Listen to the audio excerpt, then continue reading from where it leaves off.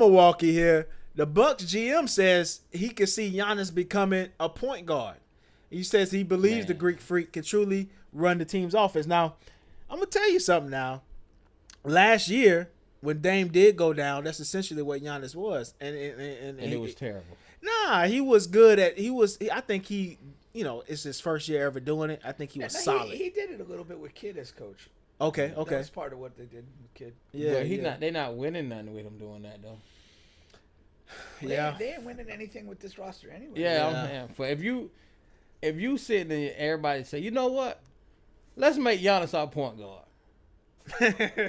Like everybody had to look like, come on, man. I don't necessarily agree with that. I mean, depending on what your team is, it's usually not a bad decision to put the ball in the hands of your best player. guy. Yeah. Again, if you had a fantastic point guard on this team, this is not a discussion that's being had. So did you see that Bradley Beal went over to the Clippers? Yeah. I'm going to keep this quick because I don't think this was a big enough deal here. But he went over to the Clippers. James Harden was instrumental in getting him over there. What did he waive? He waived the trade clause and there was a trade, or how did he? Yeah. Okay. He waived the trade clause and he gave up $14 million in the process, some kind of way. I don't know, on the front end or back end to facilitate the trade. And then they got him over there. So that is the let me get back here because that is the new starting lineup. You got James Harden, Bradley Beal, Kawhi Leonard, God damn it, I knew Collins, John Collins, and Zubac.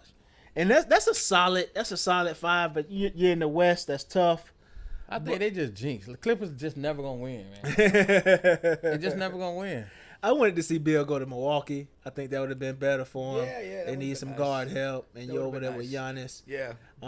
Do Beal even want to play? No, Beal wants to play. Okay. He's a get the bad guy. We talk about it all the time. Sure. He's a get the bad guy, but he wants to play, and he doesn't. Last year or two, he's been playing. He's been playing more than injury plagued players. Like, he gets hurt, but he's been on the court, and he's solid when he's there. He just wasn't the player for that Supermax contract he was on. Yeah. And you get caught up in that. I compare him to like the Tobias. Like, Tobias was a fine player. Pause. He was like he was solid and okay, and that's what Beal is now. He's solid. Yeah. You know what I mean? And now they got him on a 2-year, $14 million or whatever that is. That's a bargain for Beal now. Yeah, that's the thing. I mean, your value. What are we paying you to get what? Yeah. And if you're paying a guy like Beal the maximum money, it's a bad deal. But if you're paying him less than that, there's a point that it's kind of like, yeah, this is good value for the money. Yeah. Now the depth hurts because they lost the guy that went to Miami Heat, the one that was Powell. Yeah, the one that was supposed to make the All-Star team. They say LeBron. When LeBron didn't say he wasn't going to make the All-Star game, that hurt Powell's chance to make the All-Star team. I know Powell wanted to fuck LeBron. But that's a couple million. That's right? money. That's money. That's money. Yeah. That's money. I know he went in his sunroom. Throw all the fucking LeBron James out there. But yeah. So we'll see what the Clips do. Like you said, the Clips are cursed. You say, but yeah, man. And Harden, I mean, he has his playoff issues. So we'll see. We'll see. And then another year on Kawhi's knees. I don't know. Now, he has the knees of a veteran truck stop hooker. Now, speaking of Milwaukee here, the Bucks GM says he can see Giannis becoming a point guard. He says he believes the Greek freak can truly run the team's offense. Now, I'm gonna tell you something. Now, last year when Dame did go down, that's essentially what Giannis was, and it was terrible. Nah, he was good at. I think he. It's his first year ever doing it. I think he was solid. He did it a little bit with Kid as coach. Okay. That was part of what they did with Kid. Yeah, they're not winning nothing with him doing that though. Yeah, they ain't winning anything with this roster anyway. Yeah. If you sit there and everybody say, you know what, let's make Giannis our point guard. Like everybody had to look like, come on, man. I don't necessarily agree with that. I mean, depending on what your team is, it's usually not a bad decision to put the ball in the hands of your best guy. Yeah. Again, if you had a fantastic point guard on this team, this is not a discussion that's being had. But because of the condition that this roster's in, we got to just find a way to play basketball and be kind of competitive. And that starts with our best guy being in a position to make decisions. But is he really a playmaker though? He could be a playmaker. He yeah, can absolutely be. He could be a playmaker. He's not. Yeah, he's not at devoid a of that. solid level. I mean, is he prime Magic Johnson? No. No. Or LeBron. No. But yeah, I guess when I don't know. I guess when I look at it, he just grabs the ball and just go. But that's how he kind of plays. Yeah. But the other thing about that is that that distorts the defense. Yeah. Because you're not having your lead ball pressure guy pressure a guard or be a guard. Now you're trying to ball pressure a 6'11" guy that takes 4 steps to get. So I guess you got to have all shooters. If he just have all shooters, and he has shooters, and this is the thing too. I wanted to, because when we talked about the Miles Turner going over there. And of course, Miles Turner is traditionally anywhere between a 36 and 40% 3-point shooter, and that's with Indiana. Like nobody on Indiana requires a double team. Like nobody. Like Tyrese Halliburton is a really good point guard. He can distribute the ball and get and run the offense. But nobody on that team you have to put 2 to 3 bodies on Giannis when he's coming downstream or whatever on ball screens and stuff like that. Yeah. Miles Turner is going to get more open looks than he's ever had. And then of course Bobby Portis has been great with them. You know what I mean? He gets all his open looks. He hits them. And then they have younger guards now that's going to have to prove themselves. Yeah. But they're 3-and-D guards. And I guess the team knows that. That's why they're going to put Giannis at point guard. They can't. They can't. I think they just have nothing else to do. That's the only like this. Okay, yeah, I got you. No, it's the only button they had to push. That's what again, whatever your team is, you just got to find out how to best operate with those guys. Right. Yeah. And that's that was what originally said. If they had a quality point guard, it wouldn't be a discussion. But do Giannis want to play point guard? I think Giannis is comfortable. I'm sure he's fine with whatever. He just want to play ball. I think Giannis ready to go. He want to win. I think he ready to leave. Play ball. You don't think Giannis ready to leave? I think if he's ready to leave, he would have left. You think so? Yeah. I think, or he would have been applying major pressure. I think because every other guy that wants to leave, we know. Like KD reached the point. We went into this offseason knowing he's gone. But he like overseas, so I don't think he. I think he just feels like I can't do it. You know what I'm saying? I'm loyal to Milwaukee. To yeah, you know what I'm saying? Like I would admit that he probably struggles with this loyalty. Because does his brother still play for him? Yeah, he's still on the team. Okay, well, long as they keep his if they don't sign his brother, he leaving. Yeah, he loyal to his brother. Because the only reason why he on there is because of his brother. 100%. Yeah, especially at this point. Yeah. So he done built a family there. Yeah, so he, you know what I'm saying? Yeah. What it's called when you just somewhere you don't want to upset nobody. Like you feel like you loyal to the situation. Yeah. You don't really want to. 100%. I think that's part of this. No, 100%. Because there's no way, like he's not a dumb guy. There's no way he can look at the teams they've had the last couple of years and felt that he has a legitimate chance to win. Right, yeah. And he definitely can't look at this team here that's going to walk out on the floor and feel like we can win the title. Yeah. So he can't avoid that. So his decision to stay and not blatantly push to leave is an acceptance of loyalty or circumstance. I think it's going to depend on how the first half of the season goes and how the season goes in general. You know what I mean? If it's going haywire, I think he's still time for him to act out at the trade deadline or in the next offseason. So, or he might want to be that player that want to just play for one team. Yeah, you know, for sure. I'm sure that's his focus. And speaking of player movement here, it's been a lot of talk about LeBron to the Mavs. To the Mavs. Yeah. So they resurfaced a conversation that him and Kyrie had on the phone. They had video time, FaceTime each other, whatever. Was somebody bugging the phone?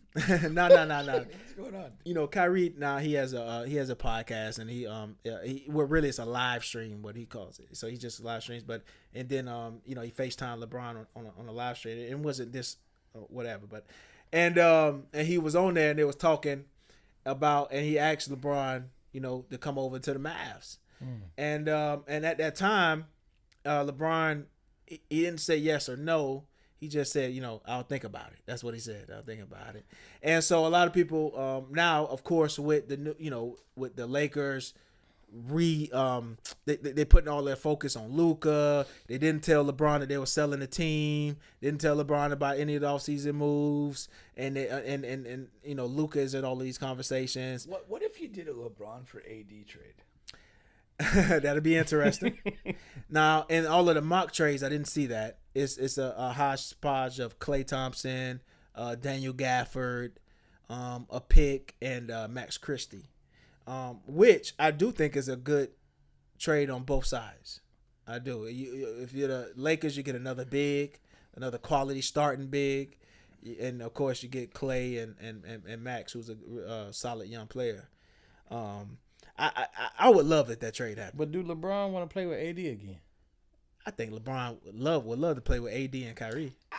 I think he would have a good time. By LeBron's standards, I thought him and AD got along pretty well. Yeah. I think they're real cool. I didn't feel there was a lot of. I think that's a good trade for both sides. I'm just ready for LeBron just to go ahead and just. You done did everything you can do, man. It is funny. I mean, there's a building sentiment that we're just done. Yeah, like we're just done. Well, that's you did it, man. That's the other thing I was gonna talk about, because you got that. Rich Paul says that when LeBron retires, the media will have to find a new boogeyman to hate on just to chase likes and boost. Well, let's find a new boogeyman. Let's go to the boogeyman grab bag and see what we pull up. You ready for him to slide, huh? It's time. It's just time. I haven't enjoyed watching him play in a couple of years, to be perfectly honest. And again, he becomes like this dominating story no matter what. And it's like he's really. I mean, the reality is when your performance drops to a certain level, you're not a part of the main happening of the league. Yeah. But the media and just people are just so conditioned to discuss him that we keep talking about a guy that's on a mid-level playoff team as though he's one of the movers and shakers of the league. Yeah. And in pure on-court performance, his level has dropped below that. Yeah, I just read him. He done did everything, man. I don't know, man. Him and I hate to switch to something else, but him and fucking John Cena just need to just leave. John Cena? Yeah, he the wrestler? Is John Cena still holding on? Yeah, he got no idea. He got the belt and all right now. This shit's crazy, man. John Cena just had a movie on Amazon. Yeah. I know the movies. Yeah. But they done gave the man the man the belt and all. He got I don't know, man. But that's what LeBron remind me of right now. Just, come on, man. Let somebody else do it. Let somebody else do it, man. It's so conflicting, man, because I'm such a LeBron guy, man. I'm a LeBron guy probably more than anything else outside of Iverson. But it's like, I just wish he wouldn't have picked up the fucking option, man. The $54 million, because it just conflicts everything that they've been saying. It just doesn't make any sense. Like if you're going to stick around, I don't mind him sticking around. I still enjoy watching LeBron play. I still enjoy the storylines. I still enjoy him being the 40-year-old guy that's still a top 10, top 15 player in the league. Like, I think that means something. I think that's good. But it's like, fucking give yourself a chance. Like, you know what I mean? It's like, you know. When is it over, though? But see, you said a key word, the storyline. That's what sports ain't nothing no more. Sports is like the fucking stories now. It's a storyline. It's the storylines. You know what I'm saying? It's a storyline. Yeah, that's what everybody want. Yeah, looking for. But what is it? But let me ask you, as you a LeBron fan, what else is he? What is he trying to do? Because he's not trying to win no championship. That's what I'm saying. That's conflicting. So we just confused now. What is he trying to do? I'm confused. Yeah, he can still sell his shoes. He can. Confused. What are he doing? I'm confused. Maybe if you're talking about, I don't think this is at the front of his mind now, but like, it wouldn't surprise me if he wants to push the scoring record so far out to where he's like cemented. It wouldn't surprise me if he wants to be the oldest player to ever play. I mean, he got like is he waiting on his other son to come?